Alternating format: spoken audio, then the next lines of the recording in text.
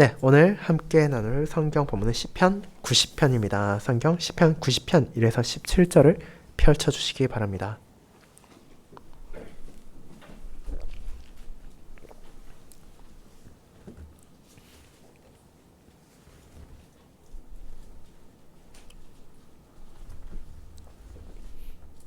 네, 시편 90편 낭독하도록 하겠습니다. 시편 제4권 90편 하나님의 사람 모세의 기도. 주여, 주는 대대에 우리의 거처가 되셨나이다. 산이 생기기도 전에 땅과 세계도 주께서 조성하시기 전 곧 영원부터 영원까지 주는 하나님이시니이다. 주께서 사람을 티끌로 돌아가게 하시고 말씀하시기를 너희 인생들은 돌아가라 하셨사오며 주의 목전에는 1000년이 지나간 어제 같으며 밤의 한순간 같을 뿐이니이다. 주께서 그들을 홍수처럼 쓸어가시나이다. 그들은 잠깐 자는 것 같으며 아침에 돋는 풀 같으니이다. 풀은 아침에 꽃이 피어 자라다가 저녁에는 시들어 마르나이다. 우리는 주의 노에 소멸되며 주의 분내심에 놀라나이다. 주께서 우리의 죄악을 주의 앞에 놓으시며 우리의 은밀한 죄를 주의 얼굴빛 가운데 두셨사오니 우리의 모든 날이 주의 분노 중에 지나가며 우리의 평생이 순식간에 다하였나이다. 우리의 연수가 70이요 강건하면 80이라도 그 연수의 자랑은 수고와 슬픔뿐이요 신속히 가니 우리가 날아가니이다. 누가 주의 노여움의 능력을 알며 누가 주의 진노의 두려움을 알리까? 우리에게 우리 날 계수함을 가르치사 지혜로운 마음을 얻게 하소서. 여호와여, 돌아오소서. 언제까지니까? 주의 종들을 불쌍히 여기소서. 아침에 주의 인자하심이 우리를 만족하게 하사 우리를 일생 동안 즐겁고 기쁘게 하소서. 우리를 괴롭게 하신 날수대로와 우리가 화를 당한 연수대로 우리를 기쁘게 하소서. 주께 행하신 일을 주의 종들에게 나타내시며 주의 영광을 그들의 자손에게 나타내소서. 주 우리 하나님의 은총을 우리에게 내리게 하사 우리 손이 행한 일을 우리에게 견고하게 하소서. 우리의 손이 행한 일을 견고하게 하소서. 아멘. 네, 설교에는 찬송 1장으로 우리의 신앙을 함께 고백한 후 시편 90편 5, 6, 7, 8절을 이어서 부르도록 하겠습니다. 사랑하는 주 예수 그리스도 안에 형제 자매님들, 2025년에 시작한 지 얼마 되지도 않은 것 같지만 우리는 어덧 2025년의 마지막 날, 또 그리고 마지막 시간을 향해 나아가고 있습니다. 한 해를 보내고 새로운 한 해를 맞이하는 이 순간, 사람들은 각자의 한 해를 돌아보며 다양한 감정을 가지게 됩니다. 어떤 사람은 감사로, 또 어떤 사람은 후회로, 안타까움으로, 또 어떤 사람은 기쁜 마음을, 또 어떤 사람은 무거운 마음을 품으며 각자의 자리에서 이 시간을 나름대로 보내고 있을 것입니다. 그와 같은 한 해의 시간 자체는 우리 모두에게 공통적으로 주어졌습니다. 부자도, 가난한 사람도, 권력자도, 무력한 사람도 어떤 차별도 없이 우리에게 주어진 시간은 동일했고 그런 시간을 억지로 늘릴 수 없고 붙잡을 수 없었습니다. 하지만 문제는 그렇게 우리에게 시간이 주어졌고 그것이 흘러간다는 사실 그 자체가 아니라 우리가 그 시간을 어떻게 바라보며 살아가느냐에 있습니다. 우리가 믿음에 따라 바라봐야 하는 것은 우리 주변의 상황과 환경과 삶의 여러 가지 사건들만이 아니라 시간 그 자체도 포함되어 있기 때문입니다. 그런 우리에게 시편 90편은 시간을 바라보는 신앙적인 관점을 제공합니다. 이 시편은 단순한 인생 묵상도 아니고 연말에 나누게 될 감상적인 시도 아닙니다. 하나님의 사람, 모세의 기도라는 표제가 나타내듯이 이는 하나님의 사람인 모세가 하나님께 드린 기도입니다. 인생의 온갖 희로애락을 경험했던 모세, 언약 백성들이 애굽에서의 역경을 보고 들었고 광야에서의 그들이 불순종한 것을, 그리고 그로 인한 하나님의 진노를 바라보았으며 약속의 땅을 앞두고도 결국 그 땅에 들어가지 못한 이들을 바라본 모세, 진심에서 우러나온 기도입니다. 그 모든 경험을 통해 모세는 사람의 삶을 결코 낭만적으로 보지 않습니다. 그는 인간의 유한함, 죄의 무게, 하나님의 거룩하심과 그분의 공의로운 진노를 솔직하게 고백합니다. 하지만 동시에 그는 절망하지도 않고 자포자기하지도 않으며 이 기도를 드립니다. 왜냐하면 그런 사람이 어떻게 하나님의 은혜 안에서 회복되고 그들의 소명에 의미를 부여할 수 있는지를 전하고 있기 때문입니다. 그러므로 이 시편은 한 해를 마치는 저와 여러분에게 적절한 하나님의 말씀입니다. 그분께서는 이를 통해 지난 한 해 우리가 누구 앞에서 어떤 삶을 살아왔는지를 돌아보게 하시고 또 새로운 한 해를 어떻게 맞이해야 하는지를 깨닫게 하시기 때문입니다. 그렇게 저는 이와 같은 시편 90편을 우리의 날을 계수하도록 가르치시는 하나님이라는 제목으로 설교하며 본문의 흐름에 따라 세 부분으로 나누어 살펴봄을 통해 이 안에 담겨있는 하나님의 진리 안에서 우리 자신을 겸손히 낮추고 하나님께 영광과 찬양을 돌림으로 2025년을 떠나보내고 기쁨과 감사로 2026년을 맞이하고자 합니다. 이를 첫 번째, 영원하신 하나님 앞에 유한한 사람. 두 번째, 하나님의 진노 앞에 무력한 사람. 세 번째, 하나님의 은혜 안에서 회복된 사람이라는 대주로 나누어 보도록 하겠습니다. 먼저 첫 번째, 영원하신 하나님 앞에 유한한 사람에 대해 알아보도록 하겠습니다.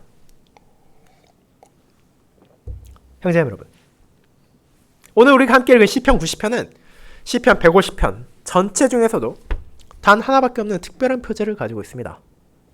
이는 많은 시편을 작성한 다윗이나 아삽이 아니라 모세가 남긴 유일한 시이자 시편에 담긴 기도이기 때문입니다. 이스라엘을 애굽에서 인도하여 내고 광야에서의 여정 동안 이끌었던 모세가 과연 하나님께 어떤 기도를 드리고 어떤 노래를 불렀을지 우리는 이 표제 안에서 관심을 가지게 됩니다. 그렇다면 그와 같은 모세는 어떤 사람입니까? 그는 우리로서는 생각하기 힘든 온갖 인생의 굴곡을 경험한 사람입니다. 어린 시절에는 애굽 왕가의 일원으로서 최고의 환경에서 자라났지만 자신의 형제자매들의 아픔을 눈 감지 못한 결과 광야에서 수십 년을 보내야만 했습니다. 그 후에는 강인한 바로 앞에서 하나님의 뜻을 선포했고 그분의 능력을 드러냄으로써 이스라엘을 애굽 땅에서 건져내었지만 동시에 그렇게 종되었던 집에서 빠져나온 언약 백성들이 하나님의 뜻을 완고하게 거부함으로써 한 세대 전체가 광야에서 죽어가는 과정을 보기도 했습니다. 그렇게 모세는 하나님의 위대하심을 알고 인간의 나약함을 누구보다 잘 아는 사람이었습니다. 그리고 그가 남긴 시와 기도 역시 그의 경험을 반영하여 성령의 영감하심으로 기록된 것입니다. 하지만 이는 모세라는 한 명의 개인의 기도만이 아니라 언약 백성 전체를 대표하는 공동체적 기도이기도 합니다. 그들은 광야를 떠돌며 거처도 없이 미래에 대한 불확실한 가운데 하루하루를 살고 있었습니다. 그런 이들을 향해 모세는 이 시와 기도를 통해 우리의 소망이 과연 어디에 있는가에 대해 고백하게 했습니다. 그것이 바로 시편 90편의 첫 구절에서 시작되며 우리의 첫 번째 대지에서 나타나는 내용입니다. 이 시편 90편이 어떻게 시작합니까? 모세는 사람에 대해 혹은 자신에 대해 말하며 이 시를 시작하지 않습니다. 그는 누구보다도 자신의 연약함도 알고 있고 언약 백성의 부족함도 알고 있었기에 이에 대해 끝도 없이 말할 수 있겠지만 그것을 말하는 대신 먼저 그 기도의 대상이신 하나님이 어떤 분이신지를 고백합니다. 이것은 이 시만이 아니라 사실 성경 전체에서 계속해서 나타나는 진리이기도 합니다. 우리가 자신을 알기 위해서는 먼저 하나님이 어떤 분이신지를 알아야 한다는 것입니다. 모세는 그런 하나님을 다음과 같이 고백합니다. 주여, 주는 대대에 우리의 거처가 되셨나이다. 사실 오늘날 저와 여러분은 이 고백이 얼마나 놀라운 것인지 사실 체감하기 어려울 수도 있습니다. 여기에서 사용된 거처라는 단어는 일시적인 피난처가 아니라 지속적으로 거할 수 있는 장소, 쉽게 말하면 내가 편히 자고 편히 쉴 수 있는 나의 집을 의미하기 때문입니다. 그리고 제가 아는 한 여기에서 예배를 드리고 계신 모든 분들은 다 각자가 돌아갈 집이 있기에 그것이 무슨 대수냐고 느낄 수도 있습니다. 우리는 어제도 오늘도 그리고 내일도 그런 거처에서 휴식을 취하기도 하고 교제를 나누기도 하며 비와 바람, 눈을 피해 편안한 시간을 보낼 것이기 때문입니다. 그런데 잠시 우리의 시선을 이 모세에게 돌려보도록 합시다. 모세가 이 기도를 드릴 때 그와 언약 백성에게 거처가 있었습니까? 그들은 광야에서 집도 없이 떠돌아다니고 있었습니다. 애굽에서 나와서 그들이 가나안 땅에 도착하기까지 거의 40년의 세월 동안 그들은 안정된 거처 없이 살아야 했습니다. 그렇게 이 모세의 고백은 놀라운 것입니다. 그들에게 지금 집이 없는 그 순간에도, 그리고 언제 그들이 거처를 가지게 될지 모르는 상황에서도 자신의 형제들을 향해, 자신의 자매들을 향해 하나님께서 우리의 거처가 되어주신다고 하는 것이기 때문입니다. 그것이 얼마나 큰 위로의 기쁨입니까? 그들이 언제 어떤 상황을 경험한다 하더라도 하나님께 돌아갈 수 있고 그분 안에서 우리가 참된 휴식과 평안을 취할 수 있다는 것을 모세는 전하는 것입니다. 그리고 이 고백이 이어지는 내용과 결합되어 더 강력해집니다. 산이 생기기 전, 땅과 세계도 주께서 조성하시기 전, 곧 영원부터 영원까지 주는 하나님이시니이다. 이제 모세는 자신과 이 기도를 함께 드릴 모든 성도들을 창세의 시간으로 부릅니다. 하나님께서는 땅이 생기기도 전에, 이 세계가 형성되기도 전에 이미 존재하신 분이시며 영원 전부터 영원까지 하나님이신 분이십니다. 그분은 그저 오래 산 경험 많은 사람이 아니라 시간 그 자체를 초월하여 영원히 존재하시는 분이십니다. 그런데 그것이 일절과 결합되면 어떤 의미가 됩니까? 바로 그런 영원하신 하나님이 우리의 거처이시고 그런 우리의 거처 역시 영원할 것이라는 고백을 모세는 전하는 것입니다. 그런데 이제 3절부터는 그와 같은 하나님과 대비되는 존재가 나타납니다. 그것은 바로 인생입니다. 모세는 다시 한번 창세의 순간으로 성도들의 시선을 향하게 합니다. 그런데 이번에 바라보는 것은 무엇입니까? 그것은 하나님이 아니라 사람입니다. 그들은 태초에 어떤 존재였습니까? 땅의 흙으로 지음받았고 땅의 흙으로 다시 돌아가게 될 존재입니다. 우리는 이 사실을 창세기 2장과 3장에서 볼 수 있습니다. 인간의 죄와 타락은 영원하신 하나님과 달리 그들 자신을 유한한 존재로 만들었습니다. 그들은 언젠가 흙으로 다시 돌아가게 될 것입니다. 사람은 결코 영혼을 소유할 수 없게 되었습니다. 그뿐 아니라 모세는 시간을 초월하시는 하나님과 달리 제한된 인간의 시간을 가리킵니다.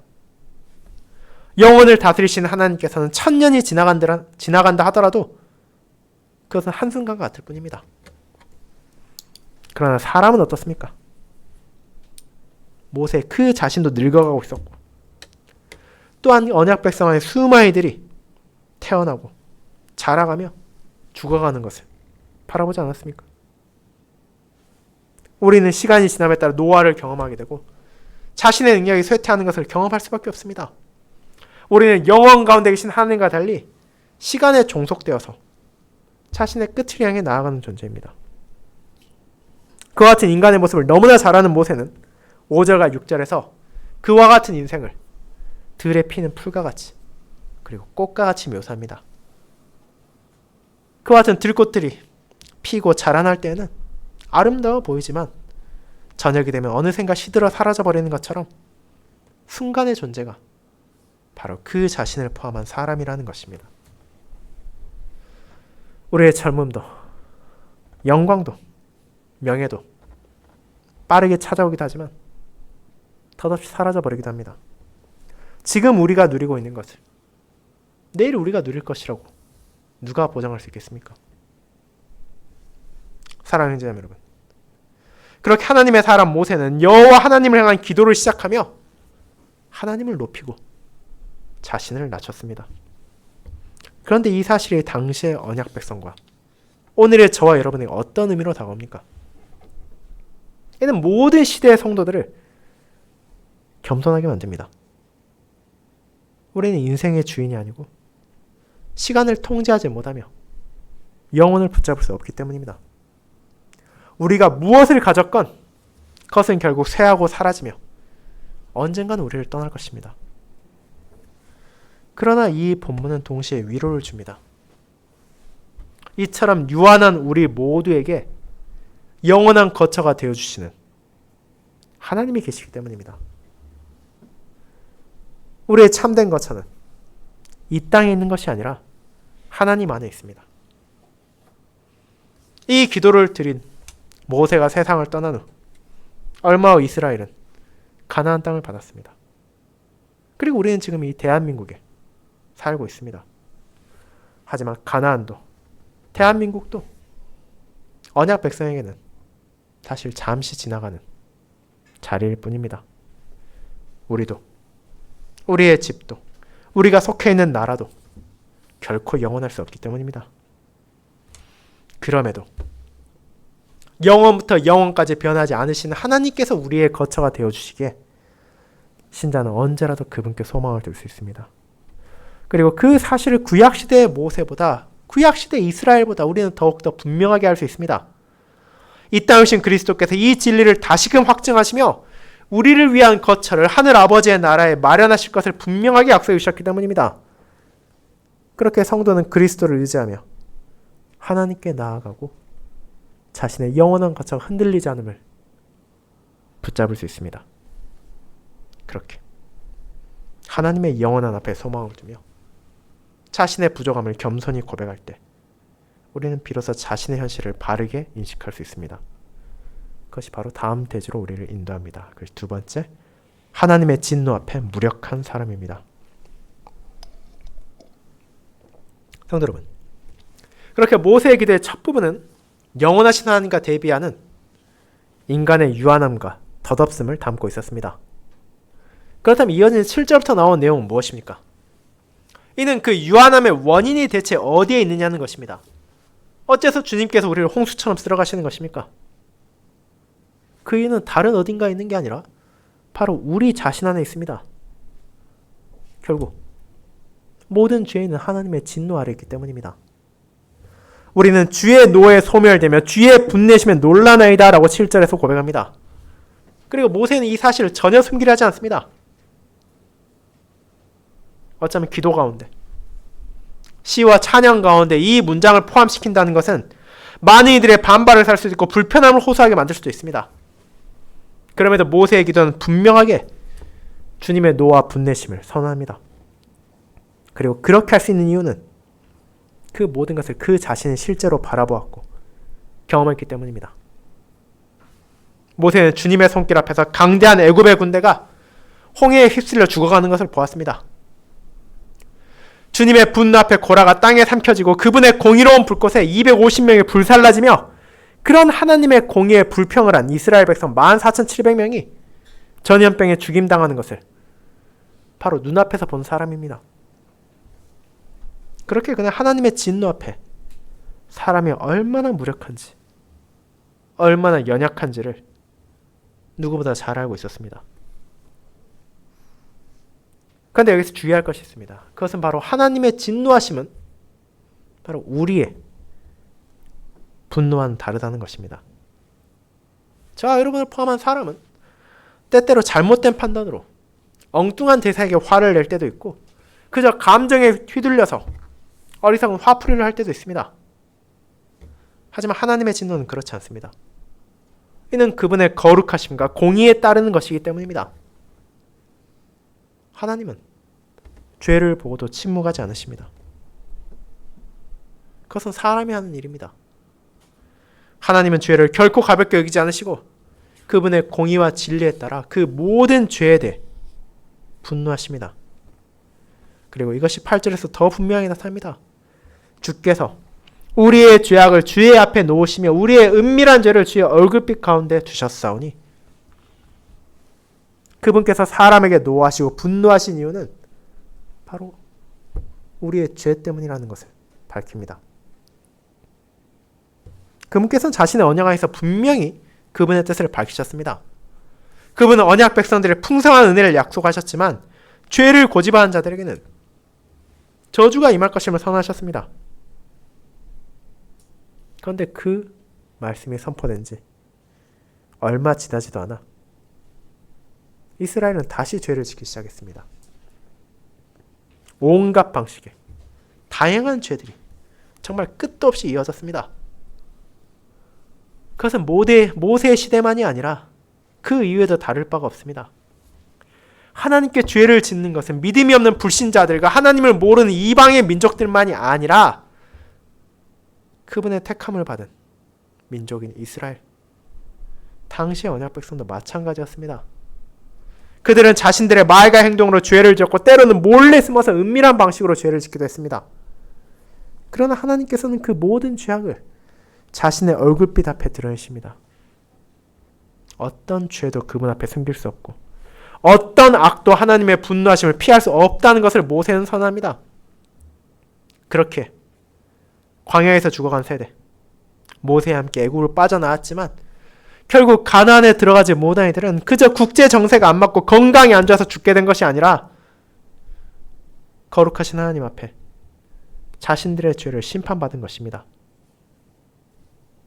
그리고 이 기도를 드리는 자신 역시도 가나안에 들어가지 못할 것을 알고 있는 모세는 이 사실을 숨기지 않습니다. 그렇게 하나님의 진노 아래 있는 사람의 현실은 어떻습니까? 9절에서 모세는 그 현실이 어떠한지를 밝힙니다. 우리의 모든 날이 주의 분노 중에 지나가며 우리의 평생이 순식간에 다하였나이다. 이 구절에 나온 순식간에 다하였다는 부분은 히브리어를 한숨을 표현합니다. 저와 여러분이 한숨 쉬는데 얼마나 시간이 걸립니까? 이것이 한숨입니다. 그저 잠깐, 그저 순식간에 지나가는 한숨과 같은 것이 주님의 분노하심 앞에 우리의 삶입니다. 10절에서 말하는 것처럼 사람이 70을 살고 강건하면 80을 살면 제법 긴 시간을 살았다고 생각할 것입니다.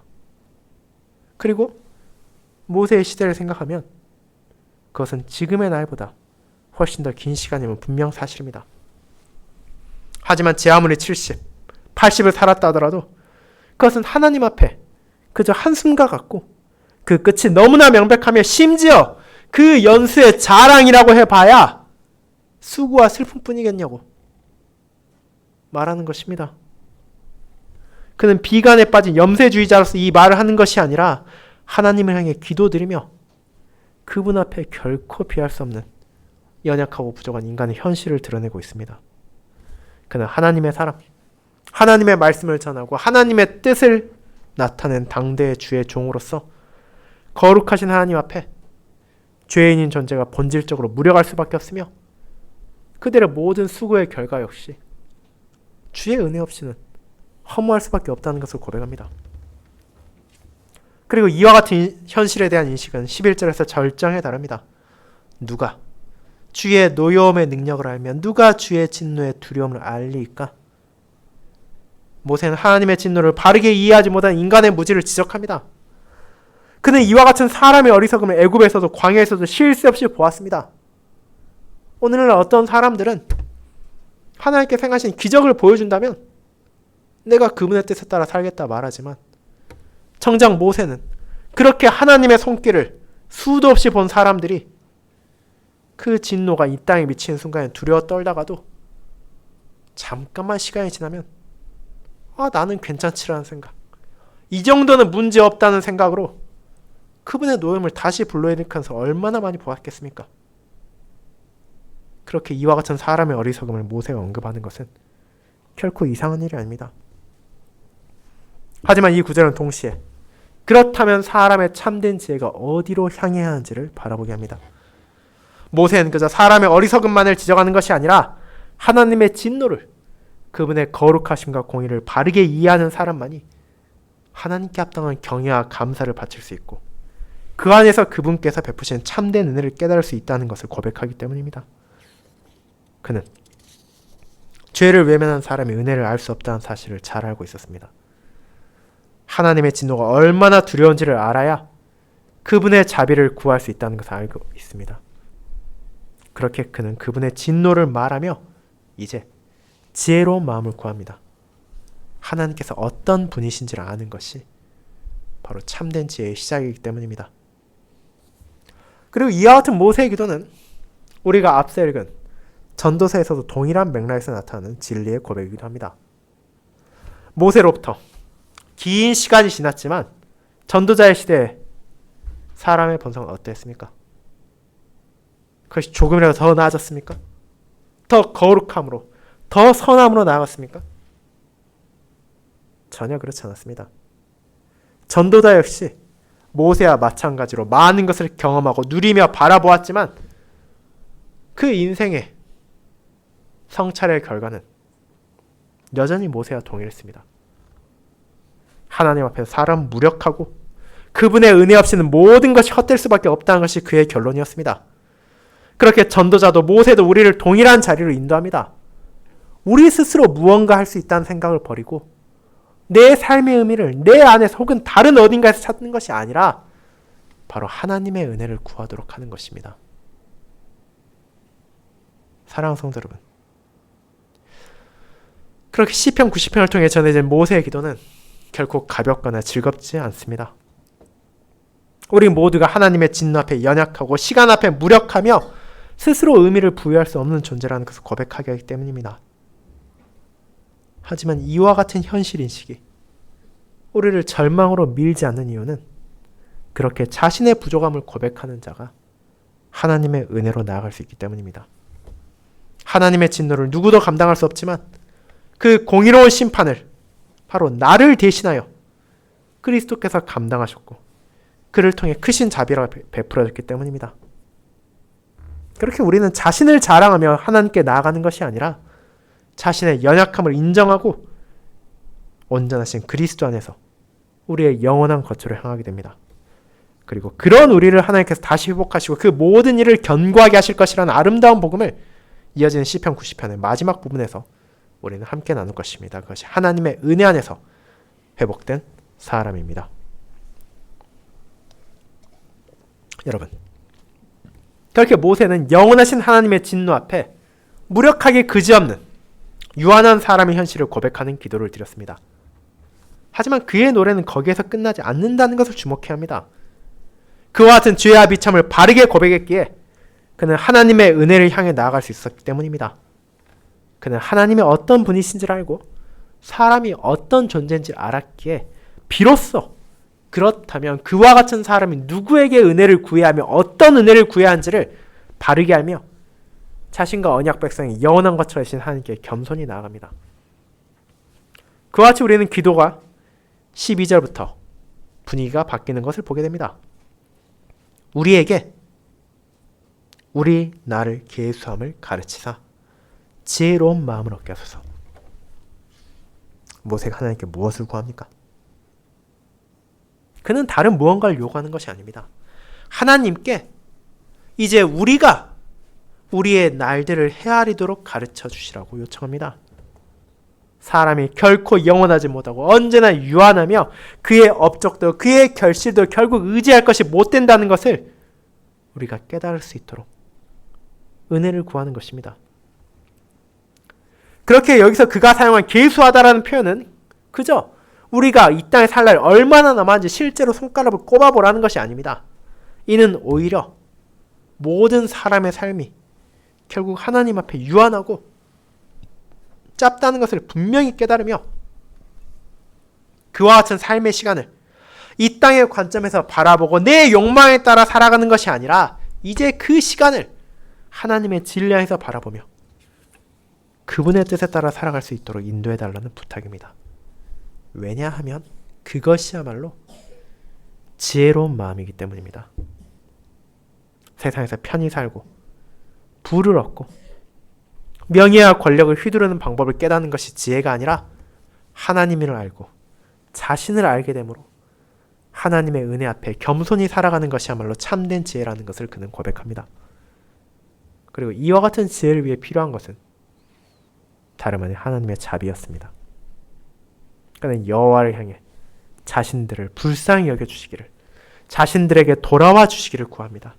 그들의 어리석음과 죄로 인해 하나님의 공의로운 분노가 일으켜졌음을 알고 있음에도 불구하고 그분의 자비만이 참된 지혜의 원천이고 그분의 긍휼하심만이 그들의 참된 생명임을 알고 있기 때문입니다. 그렇게 이것은 결코 모순적인 기도가 아닙니다. 하나님의 어떤 분이신지를 알고 죄를 향한 그분의 진노를 아는 사람만이 그분의 자비를 간절히 구할 수 있고 그분의 은혜를 향해 겸손히 나아갈 수 있기 때문입니다.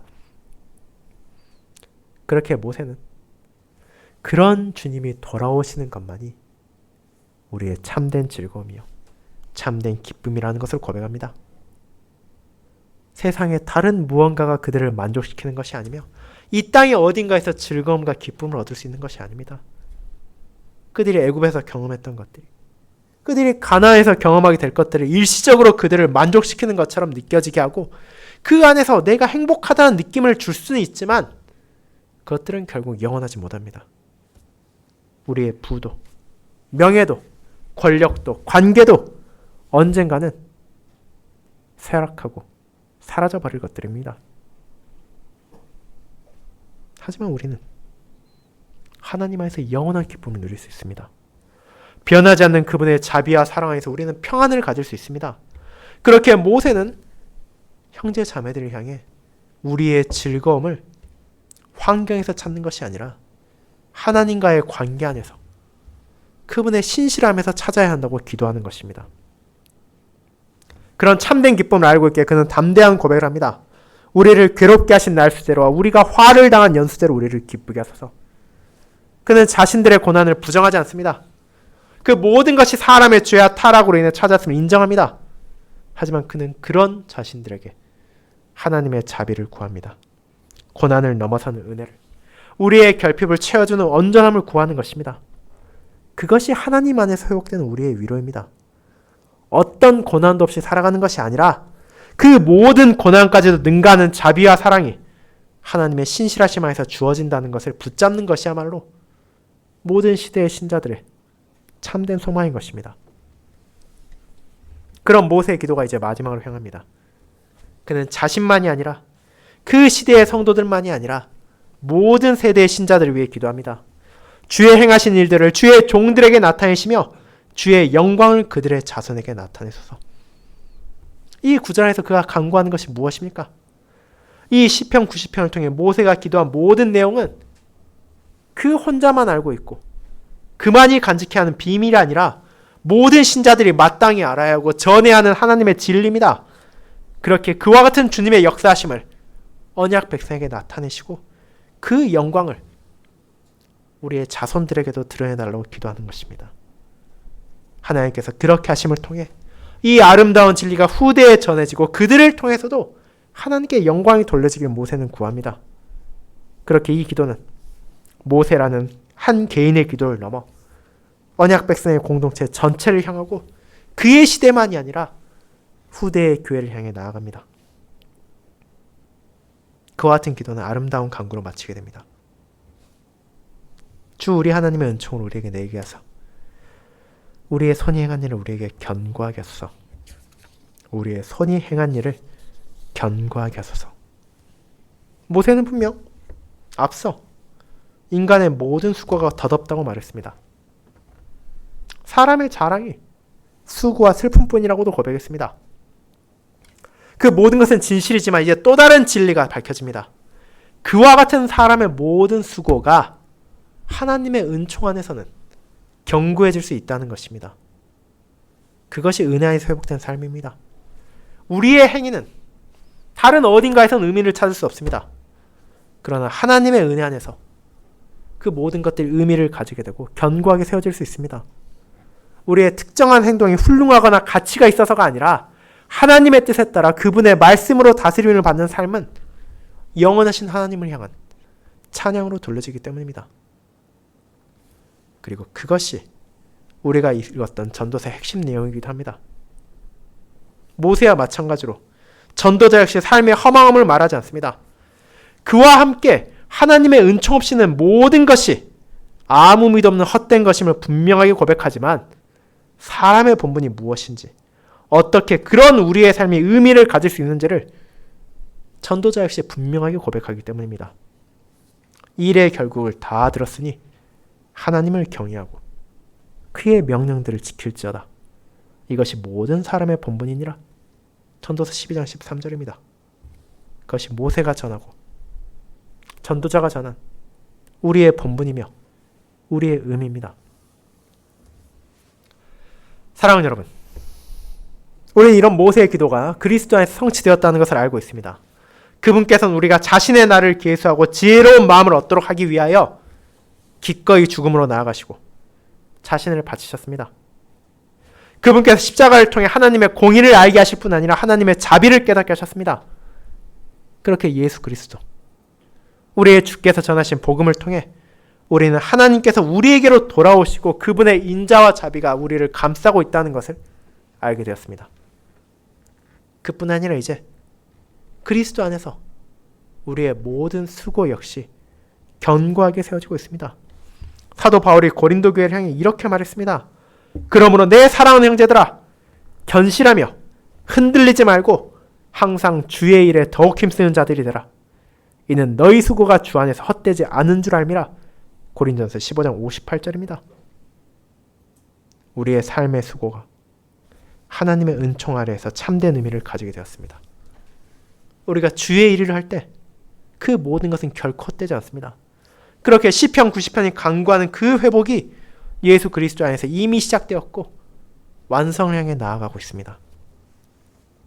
그 복음이 한 해의 끝을 보내고 새로운 한 해를 맞이하는 우리에게 주어진 은혜입니다. 지난 2025년 우리 안에 많은 부족함이 있었지만 그리스도 안에서 하나님께서는 그런 우리의 수고를 헛되게 하지 않으실 뿐 아니라 이제 새로운 2026년에도 그분 안에서 즐거움과 기쁨을 누리며 하나님께 영광을 돌리는 수고를 할 수 있도록 인도하실 것입니다. 이 진리를 고백함으로 우리는 비록 유한하고 부족한 존재이지만 영원하신 하나님과 함께할 영원한 영광을 바라보며 새로운 한 해를 향할 수 있습니다. 그리고 이를 위해 우리는 올 한 해를 그렇게 보냈던 것과 같이 다음 한 해에도 세상의 방식에 따라 더 나은 환경과 조건을 구하며 거기에서 평안을 찾으려는 것이 아니라 우리의 손의 일을 견고하게 하실 하나님의 은혜를 구하며 그분께서 여러분에게 주신 소명에 따라 신실히 살아갈 것입니다. 그것이 시편 90편을 통해 우리에게 주어진 시간을 바르게 바라보도록 모세가 구하고 또 저와 여러분이 나누게 된 과거에, 현재, 미래의 성도들이 함께할 기도이며 하나님께서 주신 참된 지혜인 복음의 은혜입니다. 아멘.